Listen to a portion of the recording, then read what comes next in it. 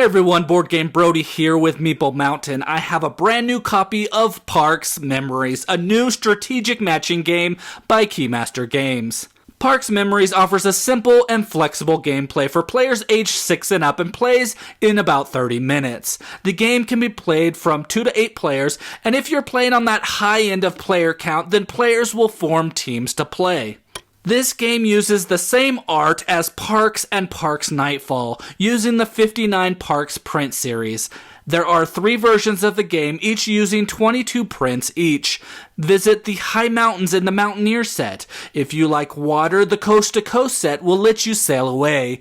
And lastly, the Planeswalker set will let you hike through the more landlocked parks in the USA. Now, here are the 5 things you need to know about this game. Number 1, the art. This art is just amazing. Even though it's the same art used in the other Parks games, I love seeing it on thick tiles rather than those cards. So just being able to check out the art from the 59 Parks print series used on tiles in a game is pretty awesome.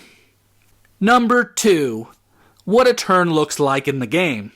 On your turn, you will see tiles face down with maybe one face up with a hiker token on it. The hiker blocks the active player from choosing the tile that it's on.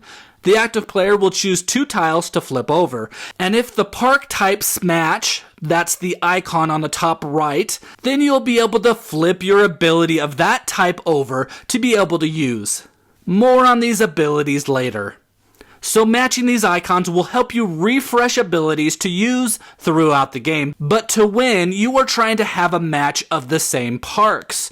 But the next step is to take one of the flipped up tiles to put in front of you face up. Next, you will take a new tile from one of the stacks of your choosing and place it face up in the empty space. Lastly, the active player chooses to move the hiker to any face-up tiles, blocking the next player from being able to choose it during their turn. After the hiker is done, all other tiles without the hiker are flipped back face down. Then it's the next player's turn, and this will go around and around and around as players add tiles to their personal area, trying to collect matches, while other players are trying to block others while getting matches themselves. The first player to get 3 pairs of park tiles with matching art in their personal area wins the game. So again, flip over 2, pick 1 to keep, place a new tile out, move the hiker, and then flip all other tiles face down except for the one that the hiker's on. Number 3, the hiker adding strategy to the game. Again, you know the hiker blocks tiles for the next player, so you can look at their tiles, and if a match comes up, you can block it from them, and then remembering where that tile is so you can take it on your next turn so they can't get that match. The hiker changes the game with the abilities, so it's not just a memory game. Also, if there are no matches out there, you can also block other players from matching park types, so they can't refresh their abilities. So, when moving the hiker, look at all the other players' tiles, especially the one right after you, and make a strategic decision as to what you should block.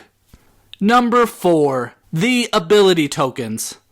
Each player starts with one of the abilities of each of the 4 types: sun, water, forest, and mountain.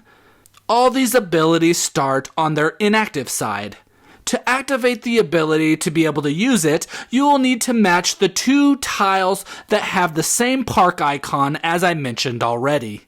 When any of these abilities are refreshed, you will be able to use them whenever you would like. The sun ability lets you flip over 2 more tiles in the field, giving you more information and making more park type matches. The water ability lets you take a face down tile in the field and then return a tile from your area into its spot face up. The forest ability lets you look at the new drawn tile in secret and then place it in the field face down. The mountain ability lets you lay down the hiker either vertical or horizontal on a tile to lock the column or the row in the field. So use the abilities when you can, because you will most likely be able to refresh them randomly on your turn with the information that you may know. Number 5, winning the game.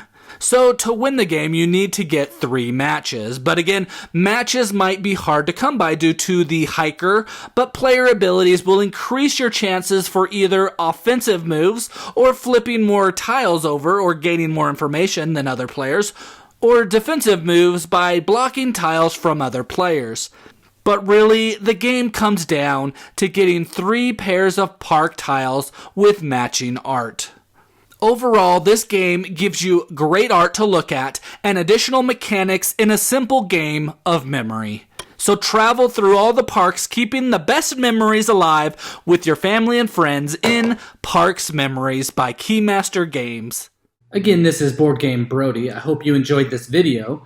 Stick around and check out some other board game reviews to see what you might want to get to the table.